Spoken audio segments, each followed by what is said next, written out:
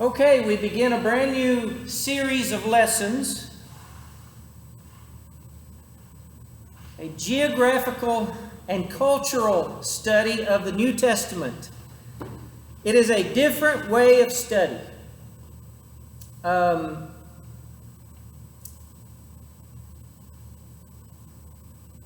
think geography in school, because you'll fall asleep. Don't think social studies or anything like that. This is totally different.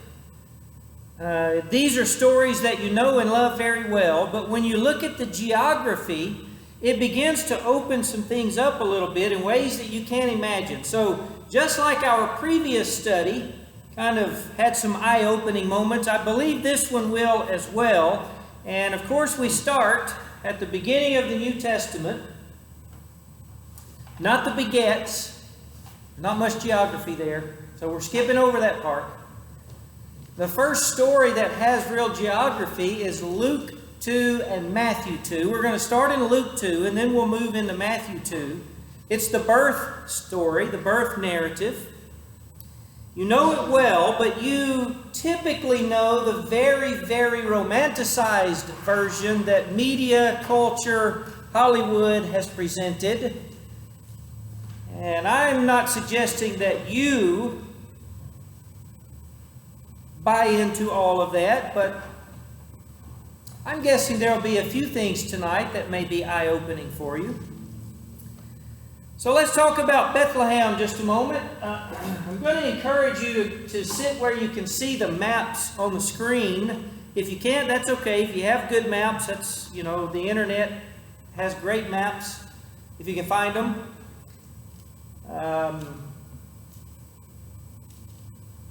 I like topographical maps. Maps that show topography, terrain, elevation. This one shows a little bit. The ancient village of Bethlehem is what we're talking about tonight. It's only 5 miles south of Jerusalem. So if you look at the map, you've got a big red bubble there over Bethlehem. It looks on that map a good ways from Jerusalem. That's only 5 miles because that's pretty close in shot. It's a half mile east of the watershed. It's at the end of a short, narrow spur of chalky limestone. And if you can see the way those mountain ridges are angled, they're angled at kind of a southeast, northwest angle. Well, that's the way these ridges sit, and Bethlehem is at the top of one of those. Its elevation is just over 2,500 feet, just about the same as Jerusalem. When the Bible says they went to Jerusalem, how does it describe it? They went how? Up to Jerusalem. Always. Because there's no other way to get there except up. It's at the top of a mountain. Same thing for Bethlehem. You would have to go up to Bethlehem, or you would go down from Jerusalem, or down from Bethlehem. Because they sit, both of them, on the top of mountains. Rainfall virtually identical.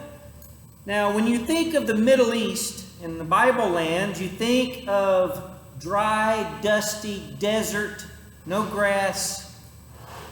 Because you've been watching video footage of the Iraqi war and so on and so forth, and that's all they show. Aladdin. But if you look, it's not on this map, it's on a later map. Not too far away is the Tigris and the Euphrates. They're a good bit north. Those are two of the boundaries of the Garden of Eden. We don't know the third boundary. And when you think the Garden of Eden, what do you think of? Lush, beautiful, beautiful land. So that's not too awfully far away. And when you read the Bible, what's the primary occupation? Farming, fishing, what'd you say? Shepherding. All of those are agriculture. If you don't have grass, you can't shepherd. If you don't have a rainfall, you can't have farming. So about 24 inches a year at the top of the mountains for Jerusalem and Bethlehem in rainfall.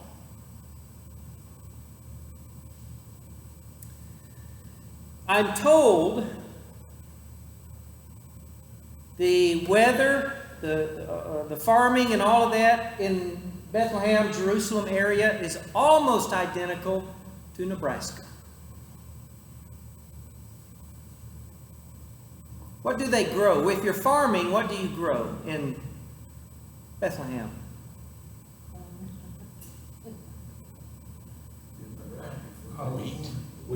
Wheat and barley.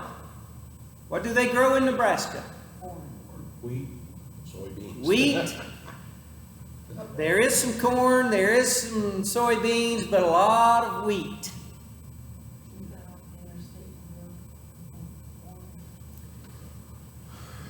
Bethlehem sits on the top. It falls away very quickly to the east, down to a basin. It's known as the Beit Sahor Basin. Wide tracts of very rich, very fertile land, suitable for grain, suitable for farming, for shepherding. It's just beautiful country. The soil is a mixture of red clay and a softer, somewhat chalky soil. Now, I'm familiar with red clay because that's what we have down in Alabama. But it doesn't have that chalky soil mixed in with it like Bethlehem does, which makes it a much softer, much more fertile ground. There are a lot of nutrients. The soil is easily plowed. It's farm country. Now, as you get down in elevation, the rainfall amount is cut in half. So you're down to about 12 inches a year, but that's the minimum necessary for wheat. The soil isn't as productive down there. It's a bit more chalky. And then you eventually get to the wilderness. And when you think wilderness, what do you think of in America? Woods. Trees everywhere. Thickets. There, what is a wilderness? Desert. It's desert. Yes. That's what you are used to seeing on TV. Just sand everywhere, as far as the eye can see. That's their wilderness. And the Judean wilderness is rough. Pretty much uninhabitable. Pretty much untraversable. Now, parts of it you can live in. Parts of it you can travel through. But a large portion of it you just can't. The terrain, I mean, not that you can't, it's impossible. It's more trouble than it's worth. It's too up and down. There's not a straight ridge that you can travel on, so on and so forth. Nothing growing. It's just sand. So, if you go back up in terrain, back up to those fertile fields, back up to Bethlehem and Jerusalem, you've got a lot of shepherding, a lot of agriculture, a lot of water, watering holes, grazing land, and even in the wilderness, at certain parts of the year, grass will grow because of the rain, and water will collect in lower lying areas that create pools. So it vastly changes depending on the season. By the way, what was David by profession? A shepherd. Where? Bethlehem. It's exactly right. Bethlehem. So this area has been this way for thousands of years. I mean, you can go through and look at the stories of David, and many of the Psalms are written out in the pasture lands here in the basin. Now, the village of Bethlehem itself will move around just a bit over time, according to archaeologists. You know, kind of like how many of you have been in this area like your whole life?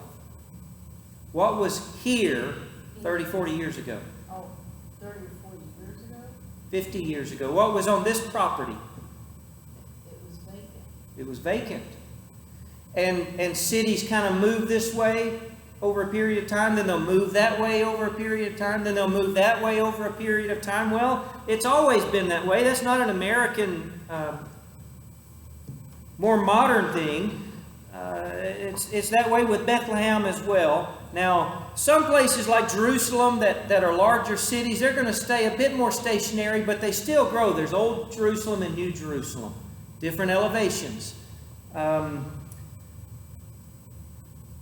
different income levels, so on and so forth. But the residents of Jerusalem have one thing that they probably wish they didn't have, that Bethlehem does not have. You want to take a guess at what the main difference in Bethlehem and Jerusalem is? Only 5 miles apart.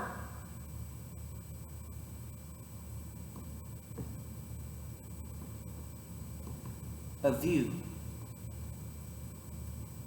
Jerusalem has the Mount of Olives right in front of it. Remember? The Kidron Valley goes down, then the Mount of Olives, it blocks the view. You can't see down into the valley below. In that picture, you can't see it anyway. But where you can see Mount of Olives, there just east of Jerusalem. If the Mount of Olives weren't there, you could see all the way down to Jericho. Now, we're going to soon talk about Jericho and that famous road that the Samaritan was on, right? The road to Jericho. It is a steep road. When I say steep, I mean far steeper than current modern roads. Elevation drops tremendously. And if the Mount of Olives weren't there, you could see vast wilderness. You could see all the way down to Jericho, but you can't because the Mount of Olives is there. Bethlehem doesn't have a Mount of Olives or anything blocking its views. Beautiful vistas. Looking out over these basins, the basin, which is this fertile farmland and shepherding land. So beautiful, beautiful place. Now, there is textual evidence and there is archaeological evidence. Textual meaning it's in the book. Archaeology meaning they've dug it up. Okay, there's lots of evidence of a lot of things, but Bethlehem surprisingly doesn't have a lot of archaeological evidence. They don't do a lot of digging in and around Bethlehem. One thing we know though, it's always been a small village.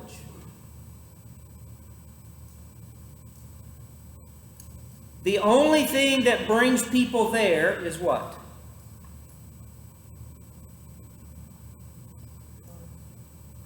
Say again. The birth, Church of the Nativity. It's the tourist trap, if you will. It's situated over a cave that is supposedly the cave where Jesus was born. We're going to get into that momentarily. It's the only thing that brings people to Bethlehem. Now, I want you to think about it for a moment. They're only 5 miles apart. But if you're from Jerusalem, do you have any reason to go to Bethlehem? Nope. Nobody wants to go there. Nobody does go there. I mean, think about travel. You're on the top of this mountain. You want to get to the top of that mountain over there. You've got to have a pretty good reason to go, right? So nobody goes to Bethlehem. And the people there in Bethlehem, country, backwards, farmers, shepherds.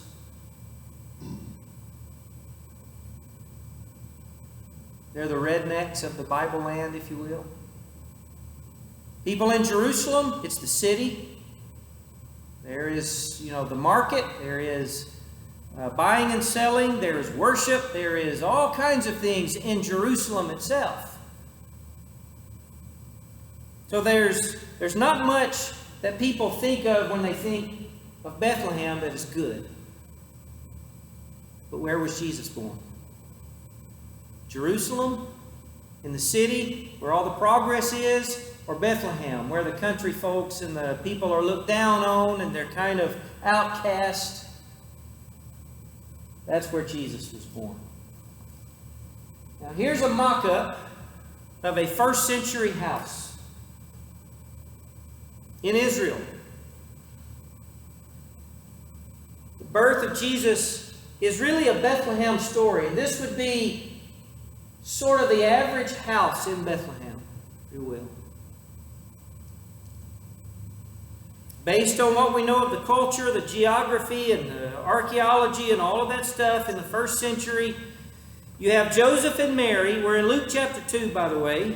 Let's make sure our texts are open to that point. Luke chapter 2. We're going to start reading in verse 1. In those days, a decree went out from Caesar Augustus that all the world should be registered. This was the first registration when Quirinius was governor of Syria. And all went to be registered, each to his own town. And Joseph also went up from Galilee, from the town of Nazareth to Judea, to the city of David, which is called Bethlehem, because he was of the house and lineage of David. That almost implies even Joseph didn't want to go back, except he had to. I mean, you just don't go to Bethlehem for... There's just not a reason to go.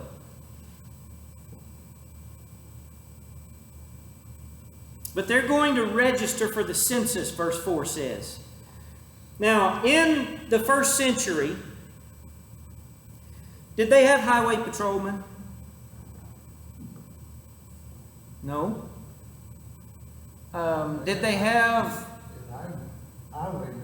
They had highwaymen, perhaps. And that's my point. It was dangerous to travel. You didn't travel unless you had to. It was very dangerous. The story of the Good Samaritan is not a unique story. It's a very common story that they all knew everything about. You took your life in your own hands if you were going to travel. And that really is the power of the story of Naomi and Ruth. We'll study that one someday. Because we're in the same area, Bethlehem, with Naomi and Ruth. It's a dangerous thing to travel. And if you were going to travel, were you going to just show up unannounced and find a room at Motel 6 in Bethlehem? No. What would you do? Camp, maybe. Still very dangerous, but that's an option. Stay with relatives. Stay with relatives. That's what you did. If that was the preference, you had sort of a checklist of priorities. Number one, if I have relatives there, that's who I'm going to stay with. Number two, if I know of somebody who has relatives, maybe my neighbor or a friend has some relatives, I'll stay with them. At least I can trust them. And there were several other options, all the way down to just camping. But that's dangerous. It is a mistranslation when it says there was no room at the inn. There is a word for inn, which, again, don't think of Motel 6. It wasn't that kind of inn. There is a word for that. It's not here. This is the word katalima. K-A-T-A-L-Y-M-A is the English spelling. Katalima in verse 7. Well, let me keep reading. I left off at 4. Let's start at 5 now. To be registered with Mary, his betrothed, who was with child. And while they were there, the time came for her to give birth. And she gave birth to her firstborn son, and wrapped him in swaddling clothes, and laid him in a manger, because there was no place for them in the katalima.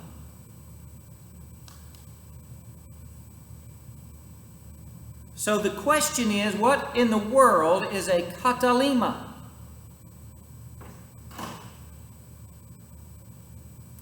Most houses, whether you were a commoner or a king, had a katalima. You may or may not have a katalima in your house. Do you have a guest room? Then you have a katalima. Only not the same as theirs, because theirs was part-time storage for animals in inclement weather, or if dangerous times, somebody was close to invading, or you wanted to protect your livestock, you would bring them in and store them, let them live in the katalima, the guest room.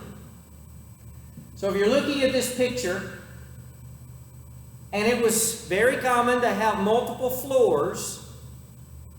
No, that's not what we think of when we think of a house in the first century. You just think of basically a tent, don't you? But they had permanent dwellings, and they were multiple floors. And the bottom floor had a courtyard. And depending on the size of your home, the courtyard may also serve as the katalima. This picture, right behind the courtyard, is kind of like, well, you see kitchen there on one side, and the other, there's a little space there that has like a gate, and that's the katalima. That's the word in verse 7. There was no place in the katalima. They had someone they were going to stay with. Was it a relative? Was it a friend of a friend? We don't know. It doesn't tell us. But one thing we do know, it was not an inn, a motel. There is a word for that. Again, it's different from a motel, but that's another study. But it's not that. It's not like a public place for strangers who are traveling through to come stay. There is a word for that. It's not that. It's the word in a private dwelling, a guest room in someone's home. And there was no room. These houses had small rooms, open courtyards, and you could basically tell where someone is from just by looking at their house. Why do you suppose that is? Like, for example, you could tell someone from Galilee, which is, I went back on that picture, would be way up north, versus Bethlehem or Jerusalem, just based on geography. Why? I just have a question. Okay.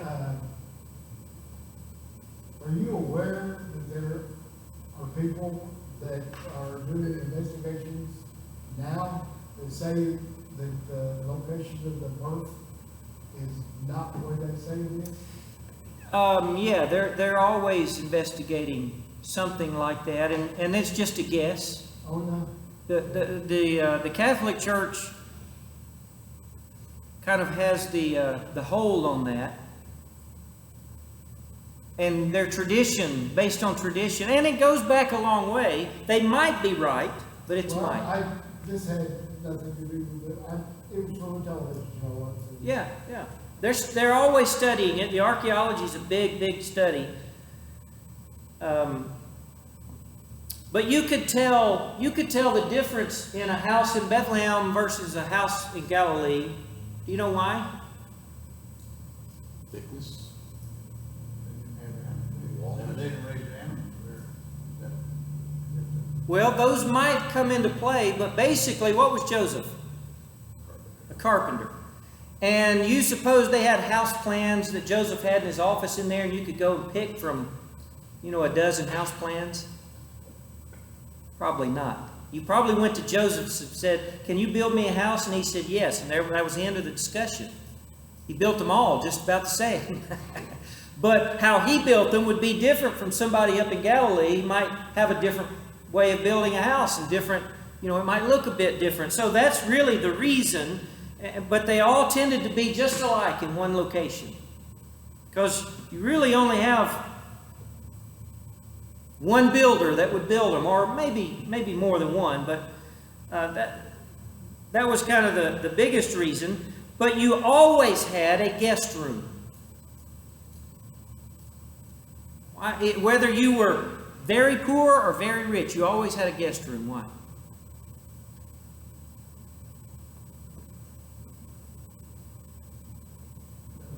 It's in the scriptures.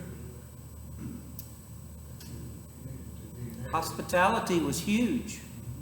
Because travel was so dangerous, and because just staying anywhere, again, was dangerous, it was just part of the culture. You always had a guest room, and you let people stay. And the guest room would be very near the street, or very near the front of the home, where a person, if they're traveling, could just come right in and go to sleep.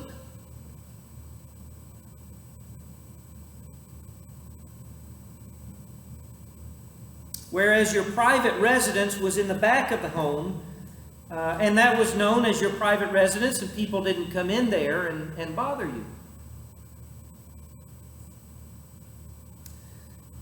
For example, did you ever wonder how the how Mary got into the feast to put the anoint Jesus' feet with the expensive perfume? Because they were in the Catalima. That's what you use Catalima for. It's any kind of public gathering. That's where any public activity was held there. Either your courtyard, depending on the size, or your Catalima, the public area of the house.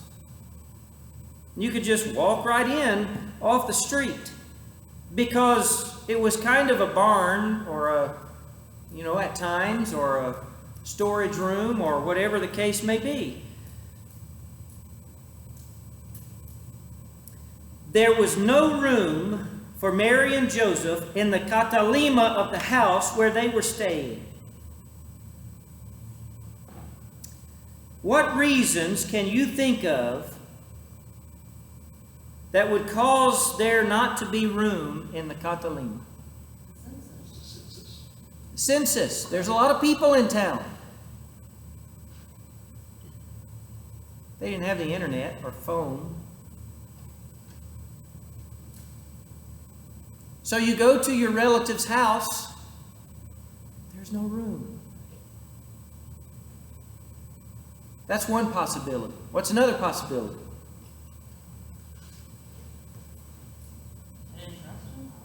They didn't trust them, maybe? Had other They guests. didn't know who they were. Maybe they didn't know who they were. Maybe they had other guests.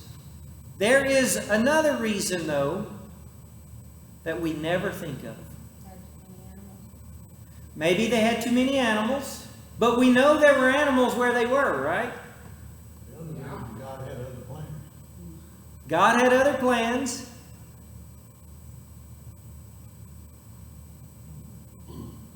What happens to Mary while she's there? They didn't want to put the woman in the house. Yeah, actually, you're right. She was very pregnant, right?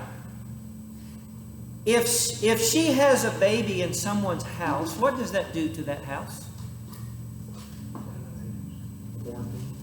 Makes it unclean. We don't think of that, do we? It makes the whole house unclean. Look at verse 7 again. She gave birth to her firstborn son and wrapped him in swaddling clothes and laid him in a manger, because there was no place for them in the Catalima. The verbiage actually connects the birth with there being no room. Some scholars suggest you could add on to the end of that, there was no place for them in the inn for this reason. Because she was very with child, and whomever was the house had looked at her and said, "Nope, you're about to have a baby. You're not going to make my house unclean. No room in here for you." Boy, doesn't that change kind of the story a bit from the way we've often thought about it? Not so much in this one here, but the app that I have, a word for manger, it's feeding trough. Feeding trough, yeah. A lot of people just think it's just a big old thing. with Just hay a in wooden it. bed, yeah. It's a feeding trough.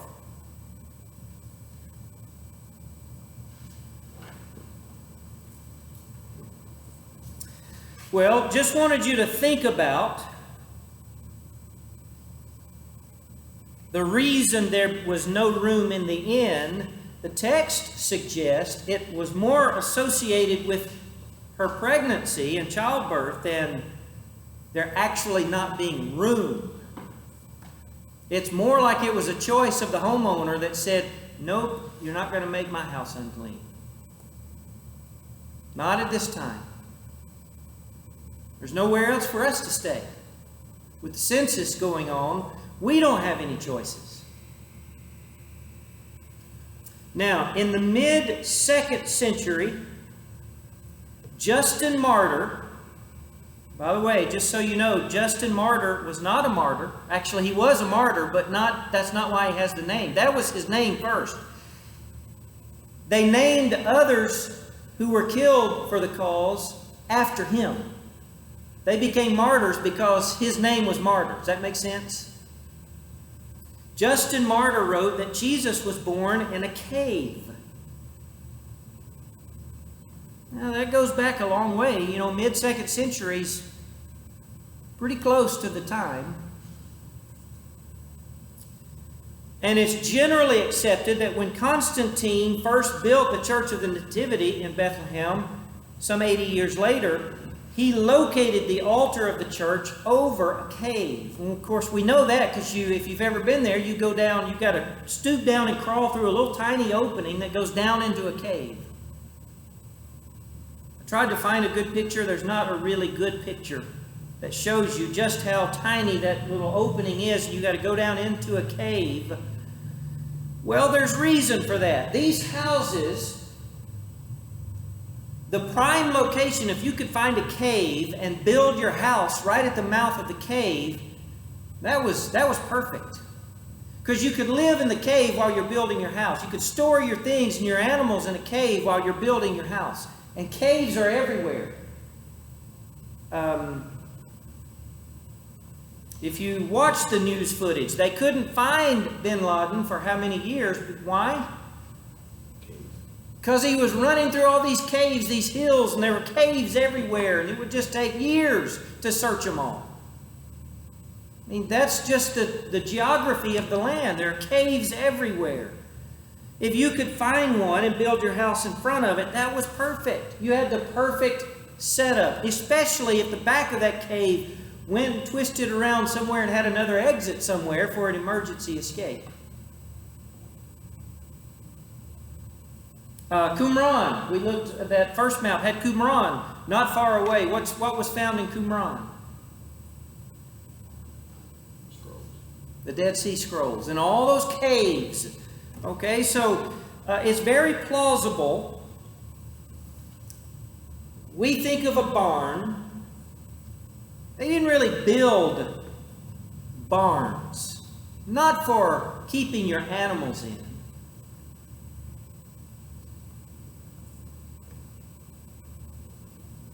You might store hay, you might store agriculture things in it, but not your animals. You kept them in your house or in a cave. So when it says he was born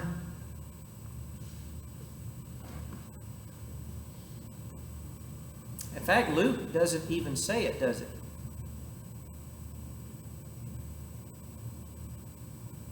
At least I don't see it where I'm reading. It just says, gave birth to her firstborn son and wrapped him in swaddling clothes and laid him in a feeding trough or a manger.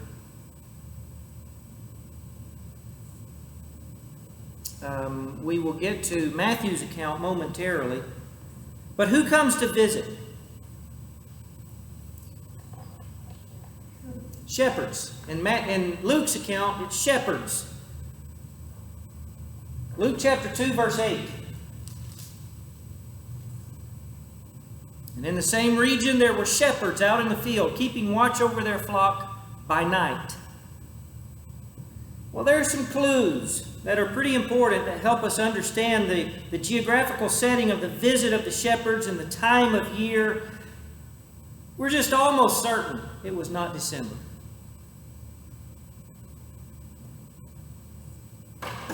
First of all, it says nearby. The ESV that I'm reading out of has in the same region. The NIV says nearby. Any other translations? Same country. In the same country. And that makes it sound... To me, that sounds location, like countryside. Like Yes. the same county, the same city. Yeah, don't think country as in USA, Mexico, Canada. Think country as in the same area. Okay, meaning they were very close. It's a word that suggests really they were Bethlehemites. Okay? They were very close shepherds. And the way it worked They would be down in the basin with their sheep. Shepherds and farmers, wheat farmers, had a love-hate relationship. You know why? Sheep grazed too close to the ground. If the sheep were in their fields while they had a crop, that was not a good thing because they ate it up, right? So they hated that part, which didn't happen except in the growing season. But the shepherds kept their sheep away, or tried to. But in their off season, they wanted the sheep in their fields. Why? Fertilized, yeah. They ate the stubs that were cut from the grain, and they fertilized at the same time. So this sounds like the shepherds are having their sheep out in the fields. So it's the off season.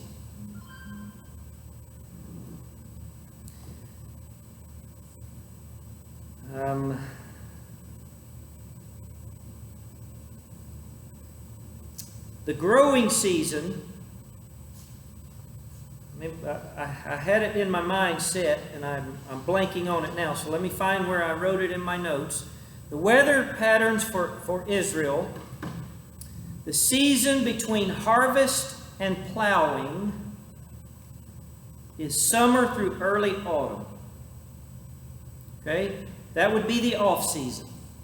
Summer, right now, June, July, August, September, October, at least through early October, that's the off season. That is the most likely time when the sheep is out in the fields and the shepherds are out with them. There's another reason it wouldn't be winter time.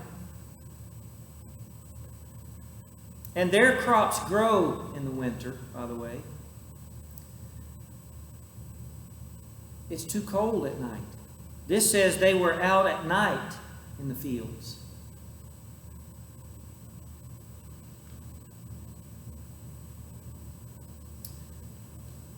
Based on that, and also based on the story of Ruth, as you look at that, because it's Bethlehem and it's during the crops and all of that, and you get a sense of time. Jesus was probably born summer or early fall. I've heard some say he was born in September. That falls within the time parameters. Rabbinic sources say that you can probably even narrow it down to the exact field. Migdal Eder. It's found in Genesis 35. It literally means watchtower of the flock. Southeast of Bethlehem, year-round, there was a field that animals were raised for temple sacrifice. So they were ritualistically clean. The shepherds were ritualistically clean because they went through all the rituals constantly to stay and maintain cleanliness. They would be the ones, according to the rabbis, that the angel would go to and say, I want you to go up there to this cave and visit the Savior.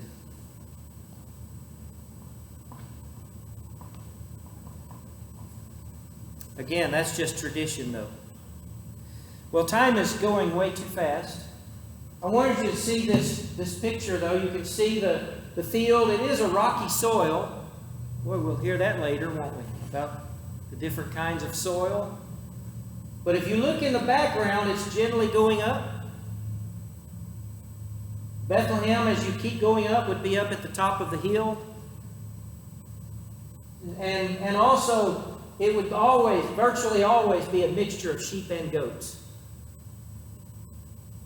And of course, there's a story about the separating the sheep and the goats, right? Okay, let's talk about the Magi. Let's go to Matthew 2. Just a few minutes on this.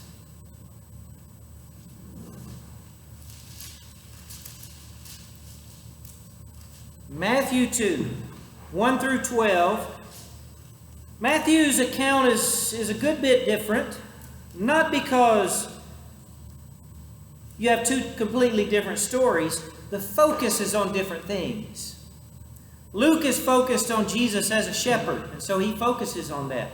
Matthew's focus is on Jesus as king, and so he's going to focus on things that make him and bring out the king in him. Well, there is a visit of the Magi. Who are the Magi?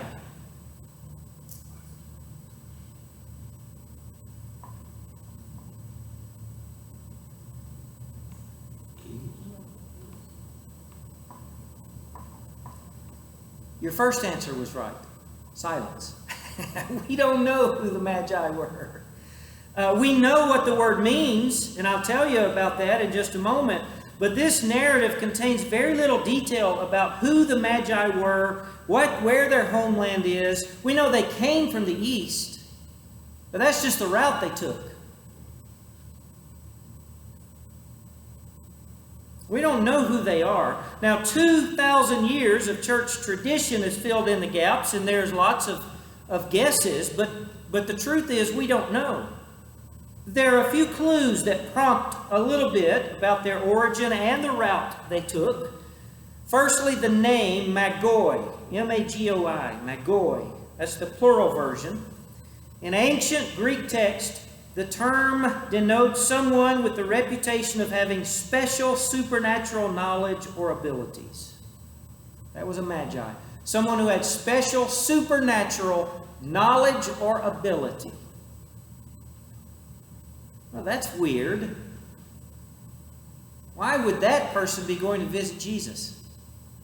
That seems counterintuitive, if you will.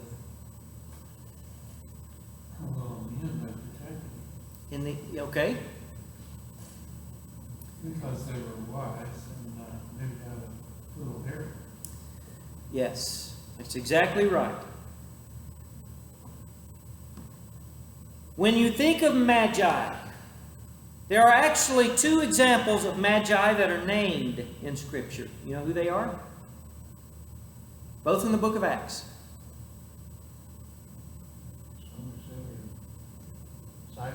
Simon the sorcerer, Magi.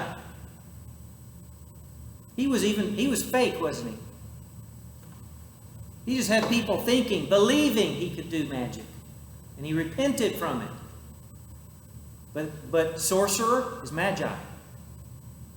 It's the word, magoi.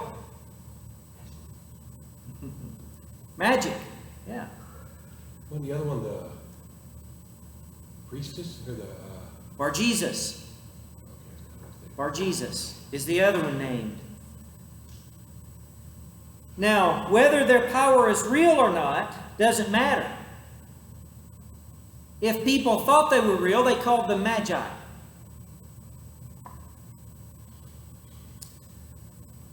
It was the reputation.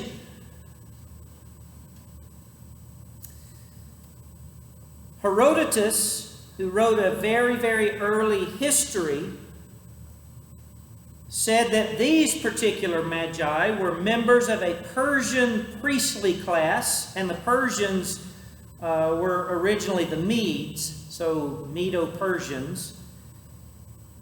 He says they were a priestly class that specialized in astrology. Why would that play into this story? There was a star that they followed. So Herodotus says they were priests that studied astrology, magic, and interpreted dreams. That was their specialty. That was what they did. Now that's just somebody writing a history, but he's very, very early in his writing. And that certainly fits. Also, Matthew says in chapter 2, verse 1, they came from the east. Wise men from the east came to Jerusalem. That would fit, because Babylon, Medo-Persia, is from the east. The only problem is none of the gifts they bear are from Babylon, Medo-Persian, or the east. Now, it doesn't make it impossible, but it's something to think about. None of those products are native to Persia or Babylon. The ancient gold supply came from south of Egypt. That's down south, modern-day Sudan. Frankincense and myrrh are distilled from the resin or the sap of desert shrubs that are in Arabia, again, south. So the gifts come from the south. The Magi come from the east. Again, not impossible, because a spice route is down in that area somewhere, and there's lots of trading, and they could have traded for these gifts and brought them, so that's a distinct possibility. But it's also a distinct possibility that they came from the south, but they came to Jerusalem from the east. That makes sense? Because of the Judean wilderness, you wouldn't come up from the south. You would come from the east. Do you remember the story, Solomon being visited by the Queen of Sheba? She brought similar gifts, only way more. And it was a special thing because they were really, really expensive gifts. And I bring that only to say it's not impossible, but it's not probable that they were from Babylon. Ronnie, that could probably hold true in a lot of ways, because when you're traveling like that, the best thing to do is get in a caravan. Yes. Where you're protected, and you go where the caravan goes. Yes. The closest place you're going to. Numbers. There's safety in numbers. Exactly right. So if you're just going by the gifts, you're probably going to say they're more from Arabia than Babylon. And when you stop and think about it, though, there's also a reason for people from Babylon coming to worship the Christ child, because Babylon held God's people in captivity for so many years, and God just saying, hey, here's the Savior of the world. The truth is, we don't know. There are too many unknowns. Just guesses. But geography is interesting, and if we had time, we would have looked at their route, perhaps a little bit more. But time is up, and this study, I lose track of time because I love this stuff. So I apologize ahead of time. Next week, we're going to look at Nazareth. And it's very interesting. Jesus is not called Jesus of Bethlehem, where he was born. What was he called? Jesus of Nazareth. We're going to look at Nazareth. Why Nazareth? Can anything good come from Nazareth? Can anything good come from Nazareth? That's where he grew up. He was born in Bethlehem, but what happened? They went to Egypt for a few years. We could look at that, and we might, but more likely we're going to study Nazareth next week. Final thoughts, comments, questions? Talk about the animals living